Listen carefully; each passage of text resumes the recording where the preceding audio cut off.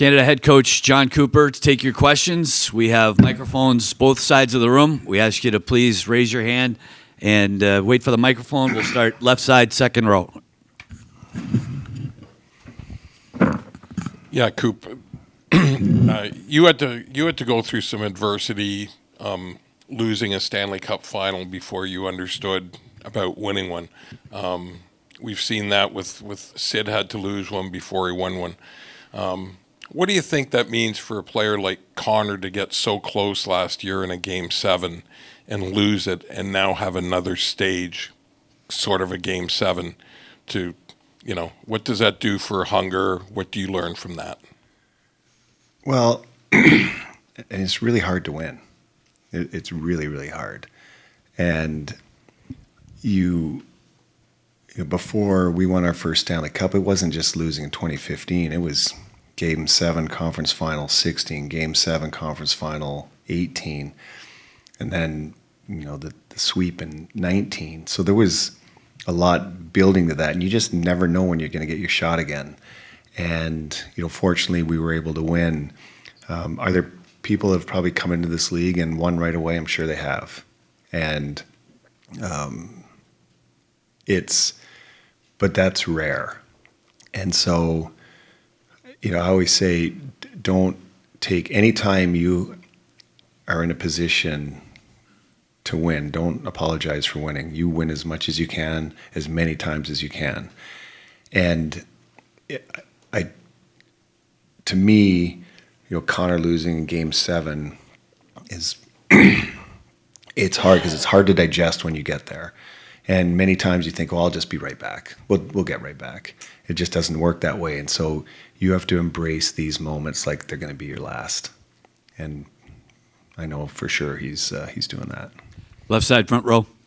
John, Brad Marchand in this setting is kind of a role player on your team, but I'm wondering, when you have a guy with a Maple Leaf-shaped heart and he's playing in his home building, what you expect from him in a game like tomorrow?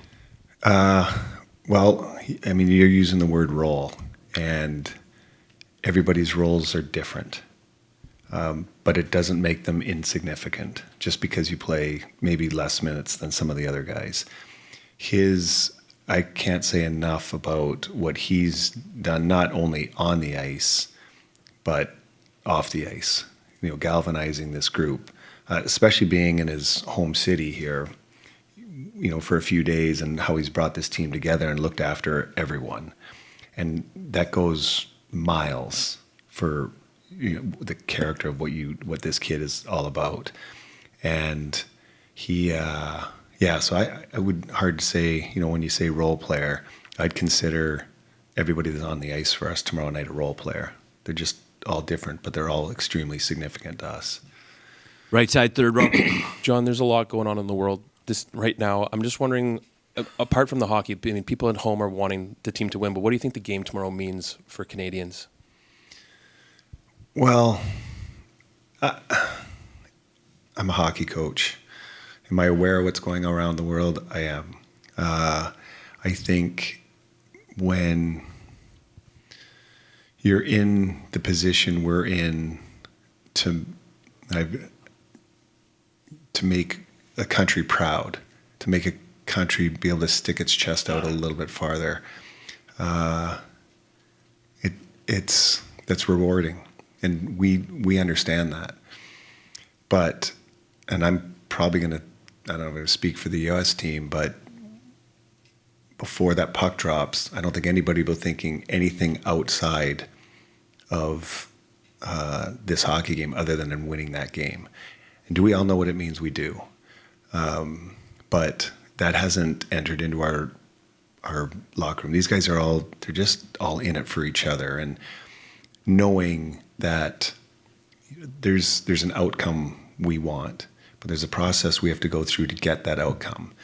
And, when it's all said and done, if, we pull this off, we'll know what this will have meant for everybody at home. And we're very cognizant of that. Left side, front row. Excuse me, sorry. It's all right. John, after facing the U.S. on Saturday, you mentioned that you had a very good 180 feet, and those last 20 feet is where maybe you weren't as good. Since then, have you been able to identify what gave you trouble in those 20 feet, what they did to prevent you from being effective there, and what you need to do more of to get all the way? Yeah, we have. And I thought we took a big step forward in the Finland game. I think, if I was going to break it down, I'd say the Sweden game, we played 30 minutes. The U.S. game, we played 40. The Finland game, we played 50. And tomorrow night, we got to play 60. We do that, we'll be okay. Stay in that same row. John, not a lot needs to be said before a game like this, but I'm wondering if you could take us behind the scenes on, as a coach, when do you start cooking up your message and what you're going to share with the team, and how do you manage your own emotions before a game like this? Yeah. Well, I've been cooking up this message for months. So finally going to get to deliver it. But some of it comes from what's happened. What you're thinking a year ago to 6 months ago to a month ago to right now, it's completely changed, especially after what's gone on in this tournament and how, everybody in this room basically follows the sport for a living. And it's been really cool for 3 days, to see the whole world following the sport. And I think everybody should be proud, and the U.S. team included, in how their passion and want and will to win and compete on such an organic level has, galvanized not only the political world, the sports world, everybody. And so I'm really proud to be a part of that, and especially with our group and what they've done. And what we say, I'm not sure at this point. Not much needs to be said by me. We've built for this moment. We wanted to be in this moment. Now we're here, and they know what they have to do to finish it off. Left side, second row. John, pulling the goalie, playing 6-on-5 or defending 6-on-5 has been part of the game for as long as the game's been around, I guess. I'm just wondering, from your perspective, when did it get so important that you had to start practicing it? You know what happens in these short tournaments? You just don't have time to practice. And so I'm a big believer in, video can only do so much until you're actually in the trenches on the ice. And so, being visual is one thing, but actually being there to do it is another. And so we practice that, because if we're in that situation tomorrow night, that'll be a good thing. Did you do it with the Lightning, though? When did you start doing it with the Lightning? Oh, God, you do it all. Like, every coach does it. You'd be remiss if you don't. Now, is this something you practice every day? No. But, that's what you have training camp for. Hey, Left John. side, third row. You have so many elite leaders on your team. After practice, I noticed Sidney Crosby and Connor McDavid spending a lot of time just talking to your coaching staff. I know that's probably normal, but how have you noticed them elevate each other as leaders? Well, you've heard that term, check your ego at the door. The best leaders know how to do that. And that is probably the thing that I've been most impressed about in the short time been with this group, was every ego got checked at the door. And so you marvel at that, because there's players that have a talent and get the limelight, and the cameras are on them a little bit more than others, and they get the ice time. And I've seen them. I've seen the guys that have walked in the room, and they show that, but nobody in this group has. And to me, that's leadership, because the other guys see it, and it just galvanizes the team, and that's what they've done. We'll take two more. Right side, front row. John, I don't know what you were expecting when you arrived in Montreal a week ago Sunday, but have there been... I was expecting and hoping to beat the Montreal Canadiens. Yeah. Thank goodness we did that. There you go. It's a good way to jump into this. Okay, box one checked.